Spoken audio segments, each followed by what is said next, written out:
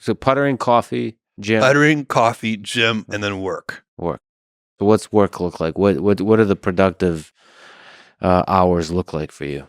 A couple of years ago, I left as the CEO of Amazon, I heard. and I have never worked harder in my life. So, like, I am working so hard, and I'm mostly enjoying it, but there are also some very painful days.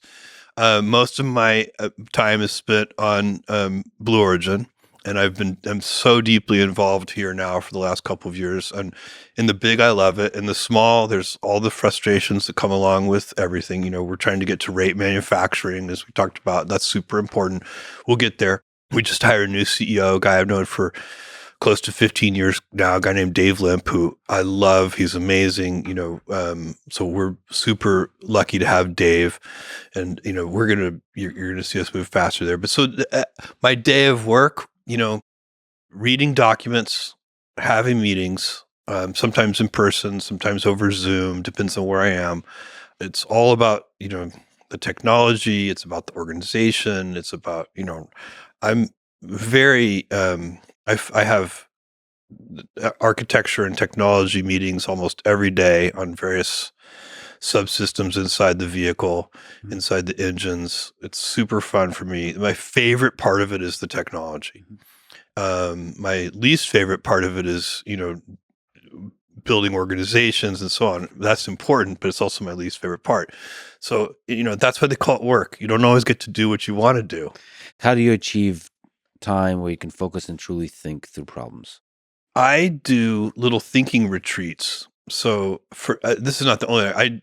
I can do that all day long. I'm very good at focusing. I'm very good at I don't keep to a strict schedule. Like, my meetings often go longer than I plan for them to, because I believe in wandering. My perfect meeting starts with a crisp document. So the document should be written with such clarity that it's like angels singing from on high. I like a crisp document and a messy meeting. And so the meeting is about like asking questions that nobody knows the answer to, and trying to like wander your way to a solution. And because and that is, when that happens just right, it makes all the other meetings worthwhile. It feels good. It has a kind of beauty to it. It has an aesthetic beauty to it, and you get real breakthroughs in meetings like that. Can you actually describe the crisp document? Like, this is one of the legendary aspects of Amazon, of the way you approach meetings. This is the 6-page memo. Maybe first describe the process of running a meeting with memos. And meetings at Amazon and at Blue Origin are unusual. When we get when new people come in, like a new executive joins, they're a little taken aback sometimes, because the typical meeting will start with a 6-page narratively structured memo, and we do study hall. For 30 minutes, we sit there silently together in the meeting and read. Take notes in the margins, and then we discuss.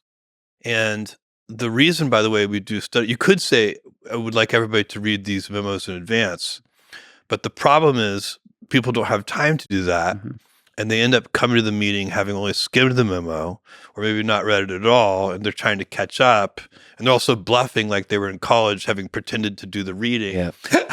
Exactly. It's better just to carve out the time for people and do it. So now together. We're all on the same page. We've all read the memo, and now we can have a really elevated discussion. And this is so much better from having a slideshow presentation, a PowerPoint presentation of some kind, where that has so many difficulties. But one of the problems is PowerPoint is really designed to persuade. It's kind of a sales tool. And internally, the last thing you want to do is sell. You're truth seeking. You're trying to find truth.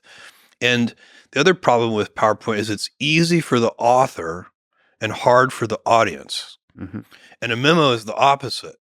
It's hard to write a 6-page memo. A good 6-page memo might take 2 weeks to write. You have to write it, you have to rewrite it, you have to edit it, you have to talk to people about it, they have to poke holes in it for you.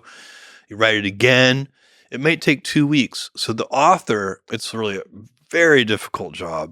But for the audience, it's much better. So you can read a half hour, and there are little problems with PowerPoint presentations too. Senior executives interrupt with questions halfway through the presentation. That question's going to be answered on the next slide, but you never got there. Whereas if you read the whole memo in advance, I often write lots of questions that I have in the margins of these memos, and then I go cross them all out because by the time I get to the end of the memo, they've been answered. That's why I save all that time. You also get, if the person who's preparing the memo, we talked earlier about groupthink and, the fact that I go last in meetings and that you don't want, your ideas to kind of pollute the meeting prematurely. The author of the memo has kind of got to be very vulnerable. They got to put all their thoughts out there and they've got to go first, but that's great because it makes them really good. And you get to see their real ideas and you're not trampling on them accidentally in a big, PowerPoint presentation. What's that feel like when you've authored a thing and then you're sitting there and everybody's reading your thing? You're like, I think it's mostly terrifying. Yeah. Like maybe in a good way. I think it's like a purifying. I think it's terrifying in a productive way. Yeah. But I think it's emotionally a very nerve-wracking experience. Is there art, science to the writing of the 6-page memo, or just writing in general to you? It's really got to be a real memo. So it means, paragraphs have topic sentences, it's verbs and nouns. That's the other problem with PowerPoint presentations. They're often just bullet points, and you can hide a lot of sloppy thinking behind bullet points. When you have to write in complete sentences with narrative structure, it's really hard to hide sloppy thinking. So it forces the author to be at their best. And so they're getting somebody's really their best thinking. And then you don't have to spend a lot of time trying to tease that thinking out of the person. You've got it from the very beginning. So it really saves you time in the long run. So that part is crisp and then the rest is messy. Crisp document. Yes, and you don't want to pretend that the discussion should be crisp. Yeah. There's, most meetings you're trying to solve a really hard problem. There's a different kind of meeting, which we call weekly business reviews or business reviews. They may be weekly or monthly or daily, whatever they are. But these business review meetings, that's usually for incremental improvement. And you're looking at a series of metrics. Every time it's the same metrics. Those meetings can be very efficient. They can start on time and end on time.